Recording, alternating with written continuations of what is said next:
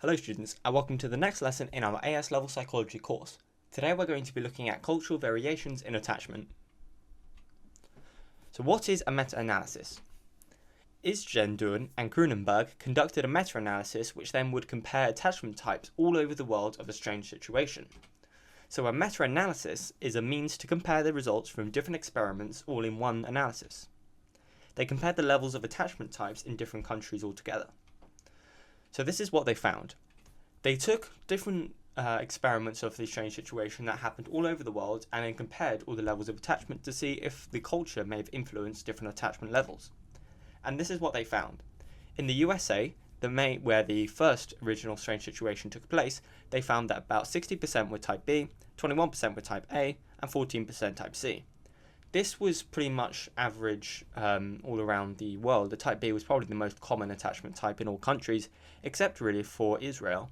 In the UK it was 75%, 57% in West Germany, only 7% in Israel, 50% in China, and 68% in Japan.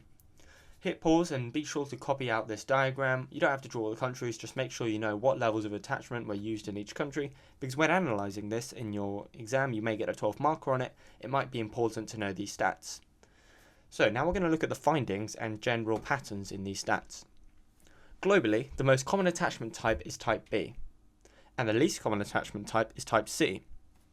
Type A was the most common in Germany because they value independence. So it doesn't mean that type A was the most common attachment type, because it is the most common attachment type everywhere except for in Israel was type B. However, levels of type A were much higher because the German parents wanted to teach their children independence. So when babies would perhaps cry in their mangers or wherever they're sleeping, the parents statistically some of the times may leave them alone so that they develop type A attachments. Type C was most common in China and Israel. It wasn't the most common attachment type, but it was one of the more common ones.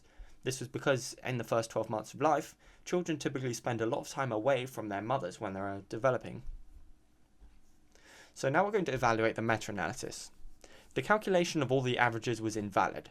They didn't have the right sample size. They used 18 studies for the USA, but only had one for China.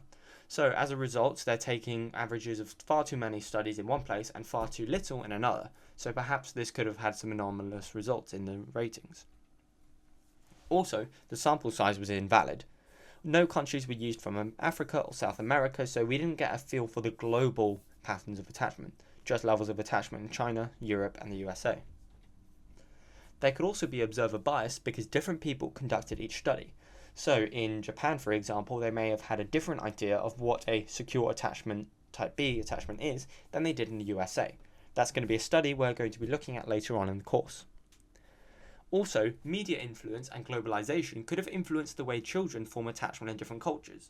Because of the massive media influence of the USA in pop culture in Japan, they may have raised the kids as they may have done in the USA. So this would have changed the way that culture could have influenced attachment type. Here are some questions to do with the meta-analysis. Be sure to pause the video to give yourself time to answer these and then write them down on another sheet of paper. You can check them by hitting play and then seeing the answers. Here are the answers. If you got all of these right, congratulations. I'd advise you to move on to the next video, which is going to be about the different cultural perceptions of attachment. As always, thank you so much for watching, and check out this lesson's notes at revisealevel.co.uk. Comment down if you have any questions. Until next time, I will see you then. Goodbye.